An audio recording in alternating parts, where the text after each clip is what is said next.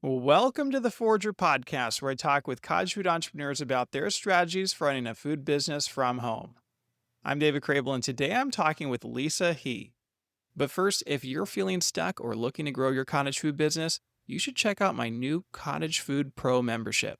One of the best benefits of Cottage Food Pros are monthly group calls, which are a great opportunity to get personalized feedback directly from me and other members. In addition to our monthly calls, Cottage Food Pro also contains tutorials that are designed to boost your business without breaking the bank. To learn more about my new membership, go to cottagefoodpro.com. All right, so I have Lisa on the show today. She lives in Orlando, Florida, and now runs multiple businesses, including Borderlands Bakery, where she sells custom decorated cookies and cookie decorating supplies. She also has an online course business called Baking with Borderlands and a software business for cottage bakers called My Custom Bakes. Lisa's journey began back in college when she started making custom decorated cookies, a hobby that ultimately completely changed her life. Her cookie business quickly became quite successful, leading Lisa to appear on cooking shows on the Food Network and Netflix. Her Instagram page for Borderlands Bakery now has over 175,000 followers, and she is one of the top influencers not just in the cookie decorating world, but now in the cottage food industry as a whole. Lisa shared so much valuable information in this conversation that I decided to turn it into 2 episodes. In this first episode, she shares how she started and grew her cottage food bakery. And in the next episode, she shares how she turned her cottage food bakery success into multiple businesses that help support other cottage food bakers. And with that, let's jump right into part 1 of my conversation with Lisa. Welcome to the show, Lisa. Nice to have you here. Thanks, David. Great to be here. Well, Lisa, you have done a lot of things. Let's just start with the bakery, Borderlands Bakery. How did that all get started? So, first off, I think it's important to just note that I took a very traditional academic route to start off my career. So, I went to school for engineering at UC Davis. And one day I saw photos of French macarons online and was determined that because they were so cute, I wanted to learn how to make them, not knowing at the time how difficult they were to make. Around 2008, time period, I started baking, experimenting with macarons, cakes, and muffins, and I started getting a little obsessed. It became sort of a creative outlet or therapy session for me, and I started bringing all of my baked goods to class and leaving it out front.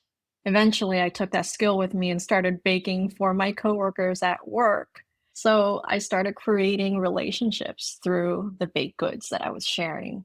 And kind of as a natural evolution of sharing all these baked goods with people, this hobby started to get a little bit out of control. And I thought, hey, maybe it'd be good to start selling them at cost to kind of make a little bit of extra money on the side and just to cover the money I was spending on the hobby. But it organically grew into something a lot bigger over the next couple of years. I started sharing my experience baking and learning cookie decorating on Instagram. And this was back in 2012. So this is like the beginning of that era. And I shared how I was struggling, how awful my baked goods were, and what I was learning through the whole learning cookie decorating process. And then people started gravitating towards those types of contents. And eventually, I opened up my cottage food business in 2014 in California. So that was more than 10 years ago. So you said this obsession started when you're in college. Did you have prior baking experience before this? Zero prior baking experience. I'm an immigrant, so the oven was used for storage in my household. We didn't know how to operate it. It was basically our drying rack for all of our dishes. I hadn't even turned an oven on until I was like 18. So it was a really new thing for me. And you mentioned that you're an immigrant. Could you just share that story? I heard a little bit about it and it was a little shocking to me, but Wait, why is it shocking? so I have a 4-year-old and a 6-year-old at home right now. 4-year-old girl, 6-year-old boy. And I know that you didn't see your parents between the ages of 4 and 6. And, like, having my four-year-old, like, walking away from her right now, I understand why your parents did it. I know, like, how it would be for her. And so I wanted to talk to you about it because I can't help but think that it affected your life to some degree. Absolutely. I got to unpack that in my recent years of adult life. But basically, I was born in 1988. So in the 80s in Shanghai, China, that was right after China opened up its borders to Western sort of society and ideologies. And when China opened its borders, China started to teach English widely in all of its universities. And China gave all the high school students an opportunity to test to get into university so they can have better opportunity in the future. So my dad was one of those people who tested into college.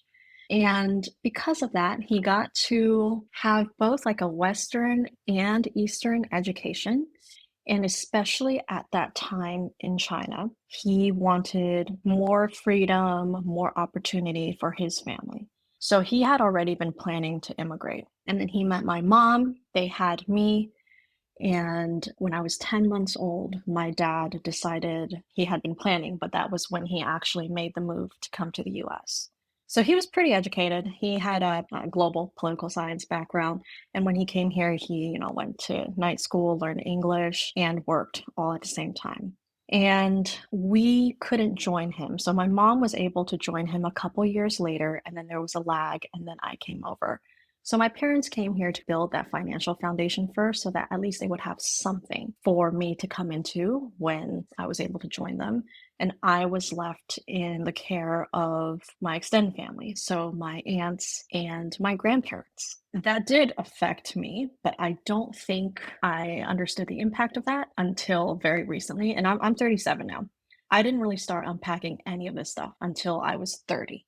I didn't know my dad, as you can imagine, since I hadn't seen him for about 5 years. I only knew him as that voice over the landline. And occasionally, he'd call probably once a month because calling was really expensive back then. Do you remember? Yeah, I remember, because 'cause I'm about the same age as you. Okay. So I would hear him once a month on the phone. And the other thing he would send me is he'd send our family chocolates from Costco, Snickers and Hershey's and stuff. We didn't have any of those in China at that time. So that was kind of a treat that he would save up for and send it to us. And when I met him for the first time, I was freaked out and I didn't know how to like he's in the airport and he's meeting me and I'm like bawling, right? Because who's this person? And he worked really hard to develop our relationship once I got here. He took me to the playground and he'd teach me to like do the monkey bars and to jump from like, a couple feet up so that I can get over sort of my fear because I was very timid when I first got to the US. Aside from having to learn a new language, like the culture shock was crazy, even for a 6 year old. You already kind of are established and you've learned your first language and you picked up on those social behaviors, right? So that first couple of years was really hard, but my dad and I really formed a connection then. And my mom took more of a caretaker role in our little family. So it did affect me a lot. And I think because of what they did, now I have a much better grasp of the level of sacrifice that they made to come here and to build a life here. And they did it kind of on a gamble, because the future is not guaranteed. And because of that, I feel like I have additional motivation that might not have been there if I wasn't an immigrant. You mean, like, motivation to justify their sacrifice? Yes, to make sure that their sacrifices weren't for nothing and that I live my life. I think the best way I can honor their sacrifices is to live a great life and to do the things that I want to do in life and to do it on my terms. I think that's something that my parents always wanted. And for them, like they can't even imagine that this is what I'm doing now. They expected me to get a corporate job, to climb the ladder and like be set that way. They couldn't have guessed this for me. Have they been disappointed in your entrepreneurial decisions? At the beginning, I wouldn't say disappointed. I think they were cautious. My dad has worked in a lot of different industries. He's worked in the paper industry, he's done stocks, financial advising, and he's also been a director of an Asian assisted living community. So he understands business, but he always worried if I wanted to get into entrepreneurship because it was very risky. There's a really high failure rate and he came here so that I could have a better life, and I think my parents both worried that if I chose this path, life would be too hard, and that's not what they wanted for me or for us. Well, it is pretty hard, isn't it? It's very hard. It's definitely not for everybody, and you have to go in there mentally prepared to do this.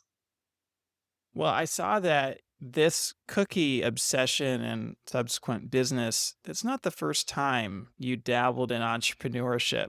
Can you share a little bit about your previous ventures?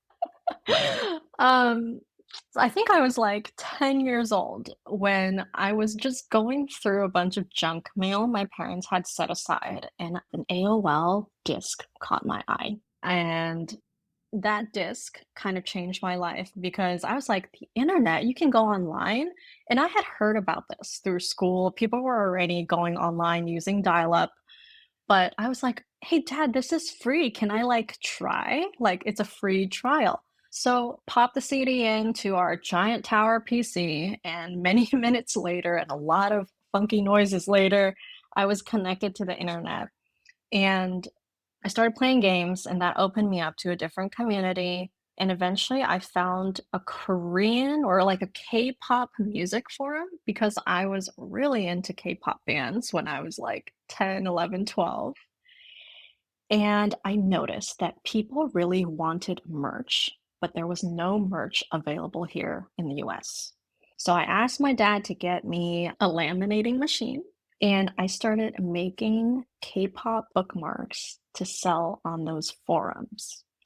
And at night, and what age were you when this happened? Uh, 11 or 12. It was middle school, and I wasn't really using online payment processors. Like, I had no idea that there was a whole business side to stuff and legalities, all of that, right? I was so young, but people were mailing me cash, and then I was sending them their bookmarks. Oh, wait, so you weren't just, like, selling these at school, you were selling these online? Yeah, on the forums online. Wow. I have heard stories of that, like, the initial days of, like, eBay before PayPal, like, people would be getting cash in the mail for what they were selling. I have heard those stories. I don't have any firsthand experience with it, but, yeah, that's real early. Yeah, real early. You know, when you look back on it, you're like, was that the best idea? My mom was a little worried for a while because she found one of those envelopes with cash in it, and she's like, "What are you doing?" My dad's like, "It's fine, just leave her alone. She's got good grades, and she just wants to do this thing on the side, so just let her do it." And I think that really pushed me into kind of exploring the world of business building, and of course, back then, I didn't know it was entrepreneurship, but that's basically what it was. It's so funny though because your upbringing was very different from that, right? Like I know your parents wanted to have good grades and that was the path they wanted to send you on. So it's surprising, a little surprising that you would have ever even had the idea to just sell something online. Like there was something about you that saw this problem and wanted to create a solution for it. Yes. And I think ultimately that's what a lot of entrepreneurship is. You see problems and you think that you want to help find a solution. All right, so you sold K-pop bookmarks online when you were like 12 years old, but you did a couple more things between that and the cookie business, right? I did. The K-pop thing gave me a taste of what it was like to have spending money of my own.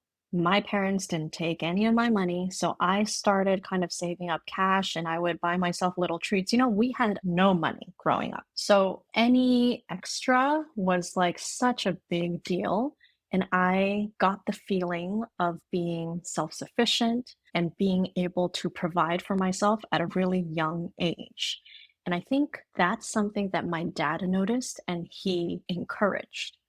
So when I was doing bookmarks, I also started exploring other parts of the forums. I noticed people really like jewelry. People really liked beauty products or skincare products. So I started making handmade jewelry and I started selling that. And that actually became this big thing. It paid for part of my college schooling. That's how big it became.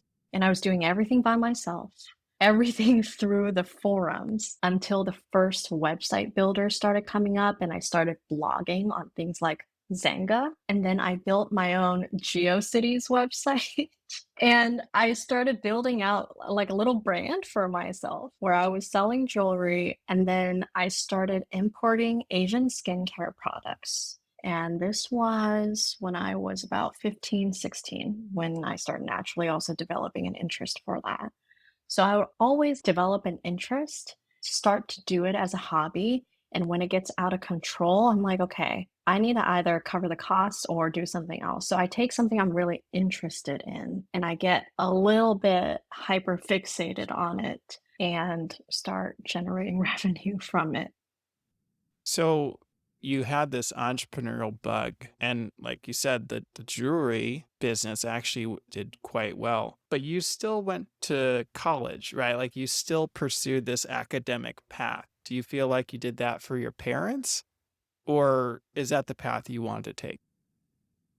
When I was growing up, entrepreneurship was never an option for money making.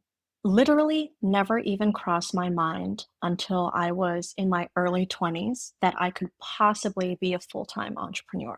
So growing up the whole time, I was like, oh yeah, this is just a side thing. It's for fun. It brings in a little extra money until that money became not so little. And I always wanted to give myself a safe career because I think that's been drilled into me from the get go.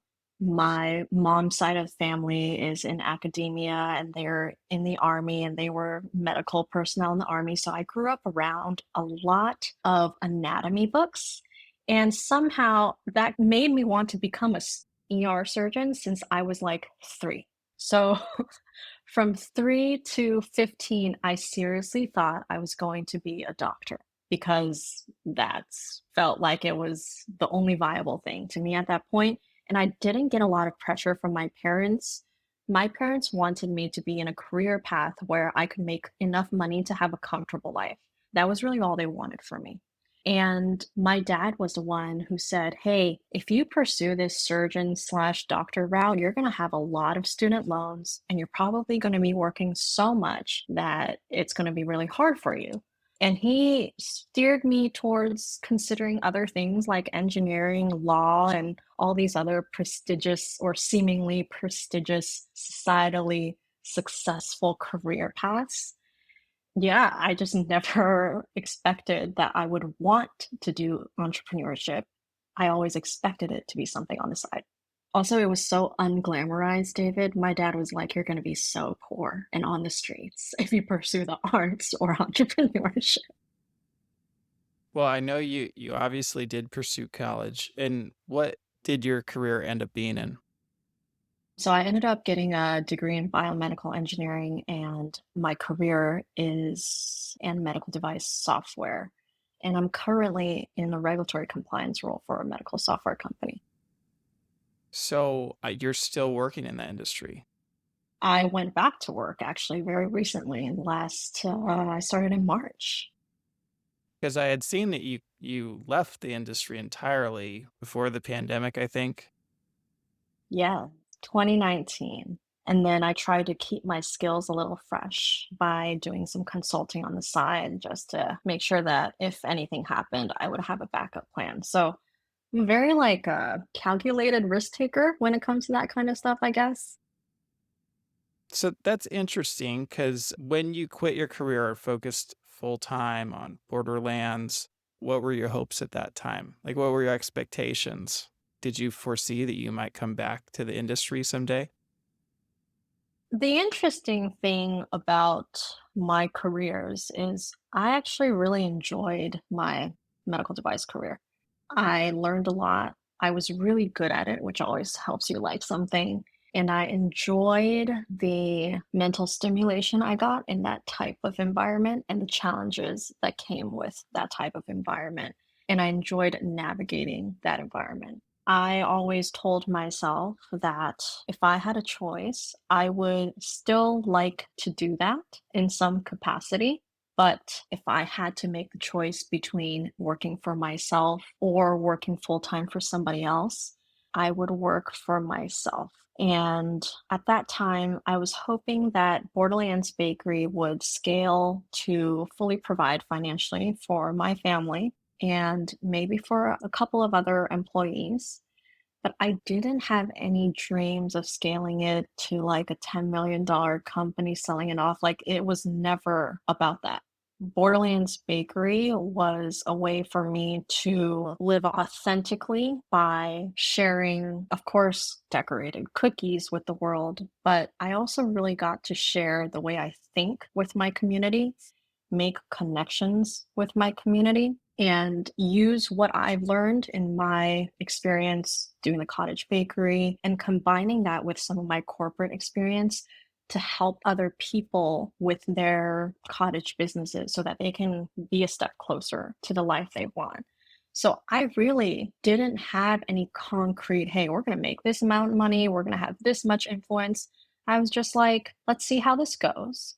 Let's see what kind of positive impact this brand can have and see what happens. That was it. I didn't really have any like big goals, to be honest. Well, let's dig into Borderlands a little bit more. You started baking back when you're in college. It got to be really popular. And then take me through that first year or two of actually turning that passion into a business. I think the hardest part was actually just making the commitment to myself to make this legitimate and get my cottage food license. Once I buckled down and committed to that, it was very difficult back then, David, because there was not a lot of things that was allowed on that list of things to sell. Particularly for cookie decorators, right? Like royal icing, you want to use royal icing, meringue powder. So I I actually had a lot of back and forths with the Sacramento County Health Department at that time, trying to convince them that, hey, this should be okay. I'm happy to pay for testing if you need to do the shelf life testing, but was met with just a wall. But after the logistics, all the business, paperwork, legal stuff got taken care of, I started marketing my baked goods on my neighborhood Facebook page and Nextdoor. And Nextdoor is more strict now. They want to be very particular about how you advertise your business, but back then it was more of a free for all. So that's how I got my first set of clients. That was really great because most of them were custom orders. So I was challenging myself to create designs and stretch my skills and develop new skills and learn by doing. And eventually, word of mouth marketing, I always tell people it's the best. So people got wind through this first batch of people that I made cookies. And in that time, 2014, 2015, the cottage food industry was a very different sort of thing. There weren't as many people doing it. So it got popular really fast because it was, I think, uncommon. And then I eventually started taking on more and more, opened up in Etsy, learned a lot from that, messed up so many times, more times than I've made so many mistakes, David. Like every single mistake in the book I've probably made and learned from. And I've learned how to deal with people, how to create systems and processes in my business that work for me because I'm all about kind of autonomy and freedom of time. So I had to design my business to fit my life instead of the other way around. But turns out that I was letting my business run my life. I was just working 24/7, wearing all the hats, doing all the things. And I was like, oh, this is what it's like running your own business. I go to work in the mornings, I work a full work day, I come back, and then I'm doing cookies and cookie related stuff and sharing content online until 3 a.m. And I did this for 2 years straight. And because there was nobody to model what healthy behavior was for me, I paid the price for it like 10 years down the line with mental burnout and things like that.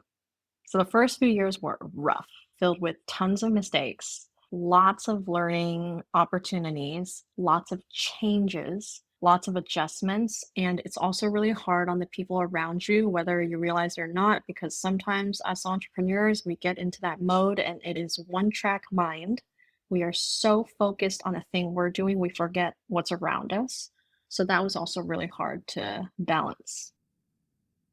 So, sounds like unlike most cottage food entrepreneurs, sales were not really an issue. Like the sales just came. Yeah, the sales came and I was really, really consistent about posting content. I was posting content every single day. I probably spent 2 to 3 hours just posting content and engaging with my audience every single day. I had no life, David. So, about what year was that you actually got the cottage food permit? 2014. 2014. And then was it like that first 2 years, 2014, 2015, where you were feeling just completely absorbed and overwhelmed? I think it was at least 2 years straight of just chaos. That time went by so fast, it's just all blurred into each other. And well, how were you feeling at the time? Obviously, you were feeling overwhelmed, but were you like, wow, I'm so glad that I started this business? Or were you like, wow, maybe I shouldn't have started this business? I was like, wow, this is really cool. I really love doing this.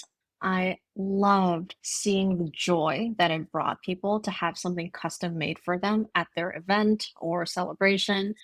And that I was riding the high so hard. I had fully drank my own Kool-Aid. So I was too excited to be like, oh my God, this is a bad idea. So seriously, 2 years straight, I was like high off of my own work. It was insane. And you mentioned that you faced repercussions for doing that. Yes. As a result of spending my time pretty much only on my day job and my cottage food business, I feel like my relationship suffered. So, my ex-husband and I, we met when we were like 19. It was a good like partnership and it felt compatible, especially when you're that young. You see something and you're like, this is great. But what you don't realize is how much work goes into maintaining a relationship and or a marriage. I don't think either of us really knew what it took to have a strong connection. And having intentional time set aside for your family, your friends is really important if you want any lasting quality relationships. And I wasn't prioritizing that anymore. My ex-husband at the time, he was letting me do my thing. He had his stuff going on. So at the time, it didn't feel like a problem until it compounded over time and became a problem. So I would say that's one big thing, strained relationships. And my health also suffered for it, but it took a little longer because the human body is pretty resilient and we can take quite a beating before things catch up on us. So I was around 22, 23 when I was going really, really hard on my business and not really focusing on the stuff around me that mattered, like relationships and health. It took until I was in my early 30s before the physical and mental consequences started hitting me. You mentioned the mental ones. Like, what physical consequences did you face? So I totally burnt out. In 2021, I like hit a wall and I had spent all of my time and energy doing all things Borderlands and later My Custom Bakes and all this other small business consulting that I had taken on. I had completely filled my schedule and given all of my energy away to other people because I thought that's the right thing to do. And in my early 30s, I was like, I do not feel right. Something was really off about just my general mood.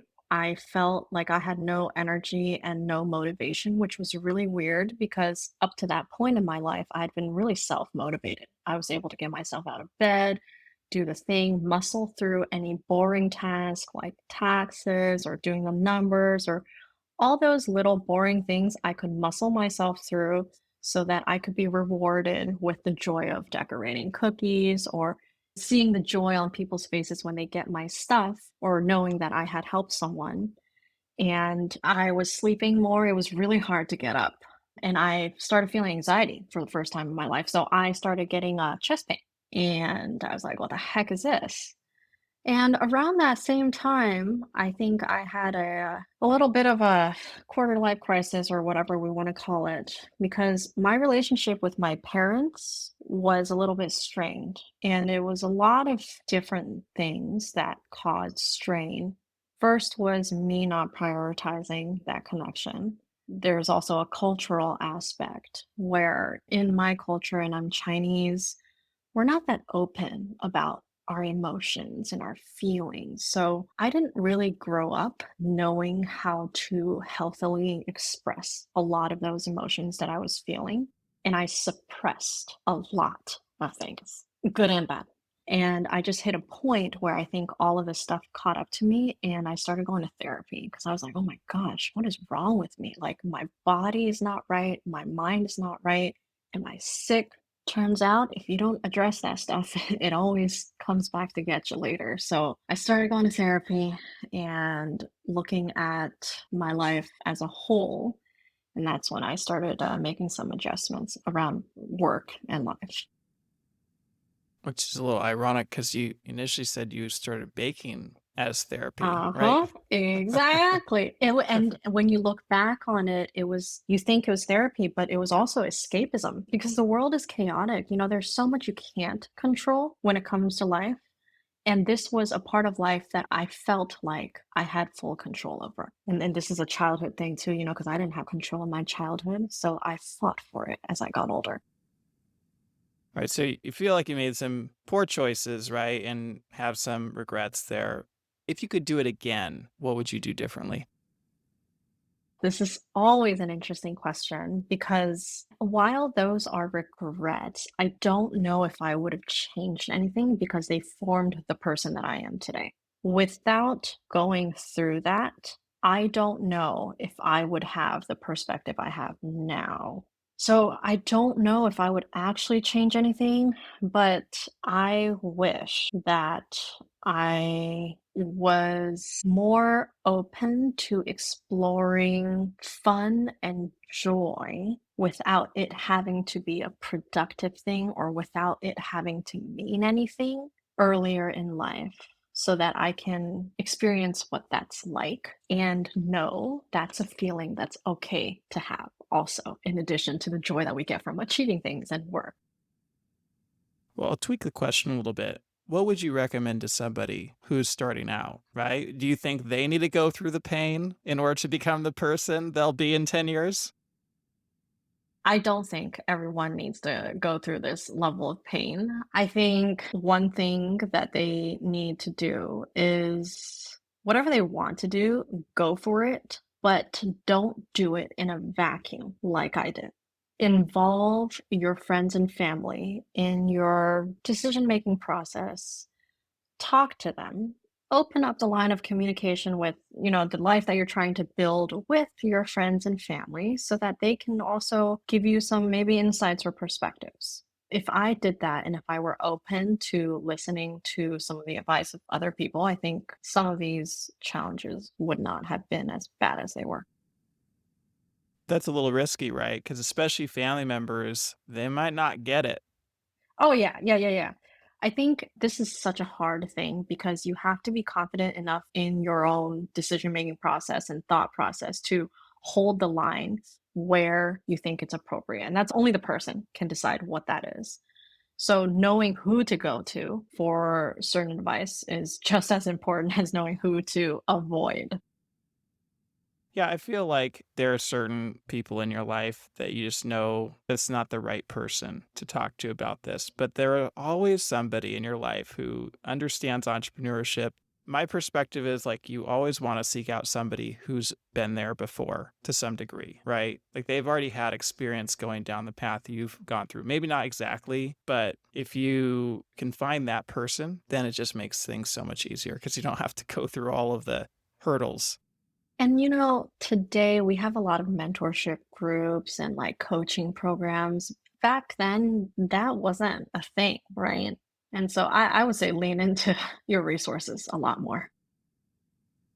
Well, before we move forward, we do have to talk about your baking competitions. About what point along the process here did you first get contacted to do one of the shows?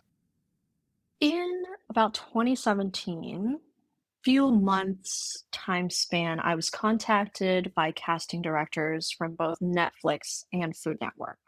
Netflix was casting for Sugar Rush at the time, season 1, episode 1. And then Food Network was casting for the Christmas Cookie Challenge.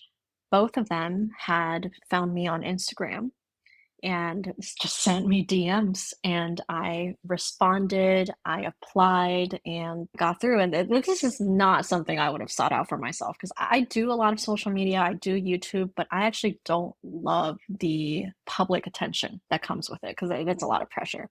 So they found me, I applied, went through all the gazillion rounds of interviews and tests, technical stuff, and made it. And what was it like? Netflix and Food Network, depending on who you get as a producer, I think the experience is quite different for everybody. It was very nerve-wracking. I have never been in that kind of professional filming environment before where you're mic'd up the whole time. People can hear you breathe, all the noises that you don't want people hearing as a human being, they can hear it. It's like being under a microscope and like 10 people are staring at you at any one time to make sure the hair is out of your face, you're not sweating or shiny, or else somebody's going to come blot you. And the whole time that's all happening, you're trying to be in a baking competition. So you're in a new environment, new equipment, new ingredients, all new people, strangers everywhere, and you're trying to do your best making a cake or a cookie. So it was the most terrifying experience in that sense. And then you pray that you don't say anything stupid on camera because now the whole world gets to see it, and hope that you don't freaking forget any of your recipes and that your hand doesn't shake too much when it's piping those cookies. And how did you do? Netflix, my partner and I were disqualified in round one. We were making some cupcakes and didn't make it past the first round. For Food Network's Christmas Cookie Challenge in 2018, I did come home with a win. What do you feel like the casual viewer should know about those competitions that they wouldn't know by watching on TV? It is so much harder in real life than it is on TV. I think we can all be guilty of being critical about these competitors when they're on these shows. But oh my gosh, that was so stupid. I can't believe he used salt instead of sugar or something like that. But what they don't realize is that in the moment you are so overstimulated by all the cameras, lights, people, sounds that just being able to show up and be functional and achieve anything is actually such a huge deal. Are you ultimately glad you did it? I am. I think when you go on TV like this, you don't know what will happen. You can either do really well, you can do really poorly. And with editing nowadays, any kind of story can be overlaid on top of the footage that they get of you. So you don't know how you're going to be presented either. Luckily, like my episodes went really smoothly, nothing was weird. And I felt like they represented me authentically. So I had a good, actually, social media response as a result of both of those shows. And that doesn't happen all the time either, right? That's also luck. And hopefully, if you show up authentically and genuinely, you hope you make a connection with the audience and that they want to get to know you more. So they're curious and then come follow you. So when Food Network was airing, I was on my social media and I think I gained like 20,000 followers overnight. Do you feel like participating in those shows affected your business long term? Yes. I think for me, especially the Food Network show helped my brand get out to the masses because I've never shown up on national television before. And again, hopefully, I don't say anything stupid or come off silly and connect with people. And I think a lot of those people still follow me today, 5, 6, 7 years later, and they're still watching what I do. So for me, I'm so glad I did it. And it has definitely had long term positive impacts on my business. Well, as you said, a lot of times it's kind of luck to get on those shows. Maybe a producer finds you or something. Do you feel like there are any intentional ways that people can boost their business, say, like get into the press? So I think now local news stations and local magazines are really receptive to doing pieces on local businesses, local artists, etc. So proactively reach out to your local news stations and local magazines and see if you can collaborate on a feature together. This has always gone well, and your local news media sources are always looking for local talent. And if you can do something seasonally and get on there regularly, more power to you. National news, things like that, it's a lot harder, but I think start locally. Are there any other recommendations you have for marketing a business locally? So when I was doing my cottage food business full time, I carried around a bag of cookies with me. They were small samples, little easy flowers, low effort lift cookies, but they still looked nice and neat. I would have all the information, my business information, contact, etc., on the back of each cookie. And I would give them to all the people that I met throughout the day, like the postal worker, the checkout person at the grocery store, and I would drop them off at local mom and pop shops so that I could potentially develop partnerships that would allow me to have pop ups at their location. So, samples and getting them out in the wild and showing up physically at these places where you want to be or with businesses that you want to work with is always going to be helpful. How many samples do you feel like you gave out in a given day? In a given day, so this was like a once a week thing. I probably gave out 20 to 30 cookies. Leaving them with businesses is always a really good idea. When you go to get your oil change, leave a little basket up front. Ask them, of course, if you can do that.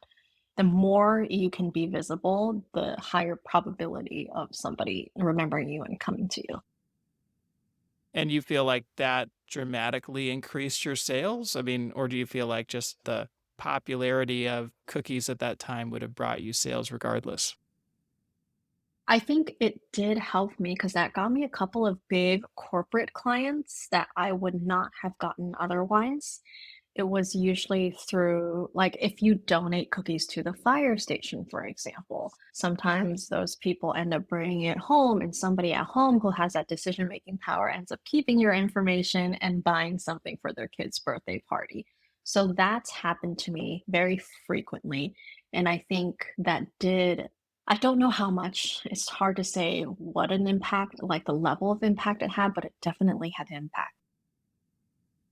All right, so you started the bakery, it had a ton of success, but I also heard somewhere where you said you felt like it took 4 years to take off. Yeah. So when I say a ton of success, I was busy and saying yes to every single thing from the get-go. I never said no to any orders, and I was priced really low. So people felt like, oh man, yeah, we're getting good value from her. And I didn't value my own work. So I was busy, but I wasn't profitable. I was breaking even for a while. And I was getting orders, but a lot of them were not kind of my style or what I wanted to do, but I did them anyway, which in retrospect helped me expand my skills. I was hustling so hard. So that first 2 years, I was posting on every single social media platform you can imagine and posting every day and multiple times a day. So, yes, while I was getting orders, I was still putting myself out there at the same time. It wasn't like I was sitting on my hands doing no marketing. I was marketing pretty aggressively because I was able to get in front of people consistently multiple times over and over again. I think that's why people started coming. But for me, that kind of like switch from having to hustle and market all the time to drastically decreasing your marketing and time investment, that is the difference between being like making it, right? The first 2 years were fine. I made it. I did a good job. But the following 2 years were I started building a reputation and building trust through all of this content that I had built previously. And then I started posting a little bit less, so it wasn't the same grind. And it was year 4 where all of the work that I had done prior to that had built a strong enough foundation where it started to kind of I can see the return of all that work, and I didn't have to hustle at the same capacity after 4 years, but still get a lot of work, and I was more profitable at that point. Speaking of profit, let's talk about pricing. I know you started low, but you eventually sold your cookies for quite a lot. Can you share a little bit about what you've learned about pricing? I think pricing in general is one of the hardest things that we deal with as specifically creative entrepreneurs because how the heck do we price something, a work that we produced? And the time that goes into it and the experience that goes into creating something. When I first started, I think I was charging like $1.50 for a decorated cookie. And today, my average is about $95 to $100 a dozen for decorated cookies. What took me from $1.50 per cookie to almost $9 a cookie is I built confidence in my skills and I have all the evidence to back that up. So when it comes to the actual decorating part, I'm no longer worried if I can make the design that my customer requested. I can confidently do that. Okay, check. And once I have that under my belt, it's just like if you are a doctor and you have to go through the education as well as the residency before becoming a doctor. I kind of see my cookie career similar to that, in where you have to build your basic skills. And then because you're a small business, you have to also build your business brand and perception by the public. So you have to get your cookie brand or bakery brand out there to the people and build a reputation around that brand. Now, once you've labored on the brand part of it, you've built more value in your quote product or service as a whole. So now your perceived value from other people's eyes is a little bit higher. So you start layering on these things. If you have good branding, good skills, and you also add on consistent marketing on top of that, now you get in front of more people. You've built more trust with people through the quality of your products consistently, and more people know you. And all those things combined add value to your brand and allow you to charge more. Um, in like 2018 or something, maybe a little earlier, I wrote a blog post about charging your worth. And your worth has a lot to do with your skills and experience and how you present yourself and how others perceive you. Because those are two different things. You can present yourself one way, but you might be perceived in a different way. And based off of all of that, you can assign a price to it. And you also take into consideration your geography and what the market can hold in that geography or in that area. So, like, David, you're in the Sacramento, California area, right? The greater area, yeah. Greater area. And, you know, you probably won't be able to charge as much for your cookies as somebody in New York City would be able to. So, all those things are things we have to consider when we assign a price. But I do think there's like a baseline of how much you should charge for most products. And I've seen drop cookies, go for as much as 150 for 12 drop cookies. So there's a big range here of pricing, and you have to do the maths and figure out what your margins will look like after you've removed all the costs, and then try to maximize on that margin by looking at all these factors. So obviously, what's most common is for people to underprice themselves. But you ever seen like the opposite where somebody sees, oh, you're charging over $8 a cookie. So they're starting out and they actually, is it possible like overprice yourself in the beginning? Yes, I do think it's possible to overprice yourself. It's definitely more rare, but I have personally experienced it. And I think when you consistently overprice yourself, eventually the market will correct and you might not be able to sustain that forever. So what's your personal experience with it? Oh, I have paid $150 for 12 drop cookies for an experiment to see if they were worth it. Honestly, the cookies were fine. They were delicious cookies. But what they were selling at that point was not just the cookies, they were selling a whole sort of unboxing experience. So, yeah, you've got the cookies. And for cottage bakers, we're very fixated on our products.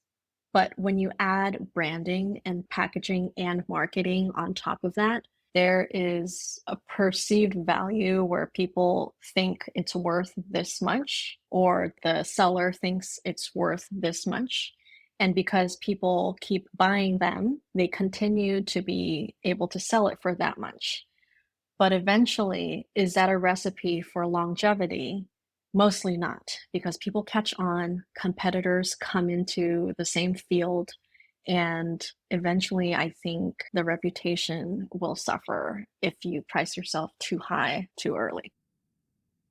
I wonder if also you're able to charge what you do just because of your social media presence. I mean, you've got 175,000 followers on Instagram. I know you've had that for a while now. And so just have more demand. Yeah, because that's a perceived value thing, right? Like, and I think that's one of those how others perceive you kind of thing, where if you do have the numbers to back it up and you build that reputation internally and you put out good content and people want to be there, then from a third person's perspective outside looking in, if they know absolutely nothing about me and all they saw was my Instagram, they could make some assumptions and then they could be like, "Oh yeah, she could probably charge more than the person who only has like 500 followers," for example, right? But that says nothing about our skill sets. That's the part of the equation where like it's very fuzzy because branding and marketing and perception can play a part in your pricing. You use Instagram, which is more of like a nationwide kind of marketing platform, I guess. I don't know. Mhm, mhm. Do you have any tips for how to use social media for building a local following? So I think having both a Facebook page and an Instagram page is really helpful, and you can just cross post the same content on both of those things.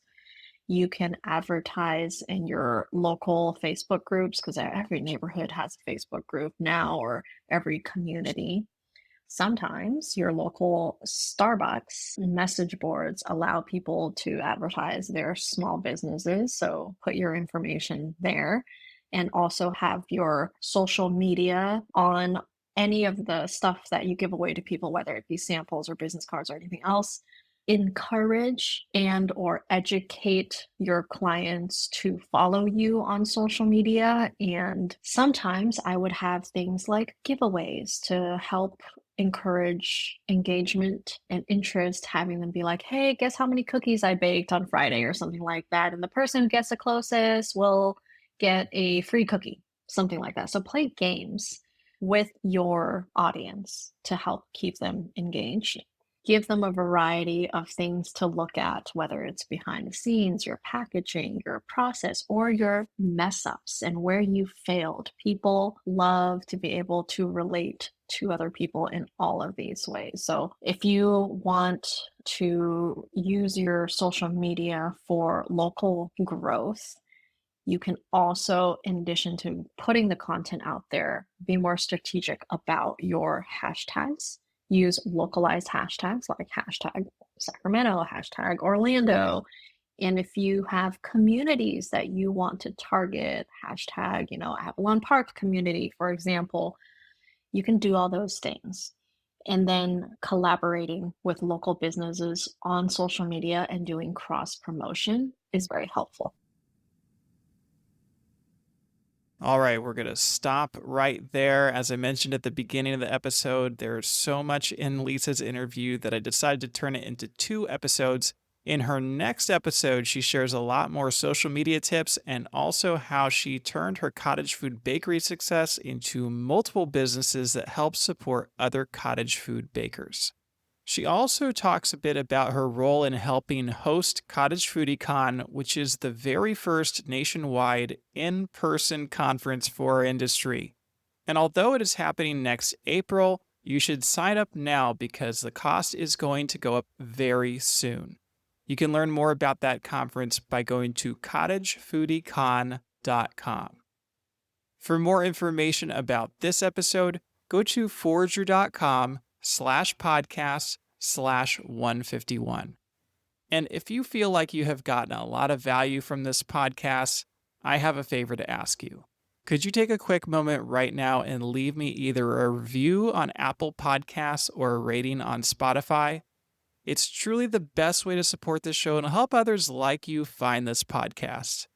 And finally, if you're thinking about selling your own homemade food, check out my free mini course where I walk you through the steps you need to take to get a cottage food business off the ground.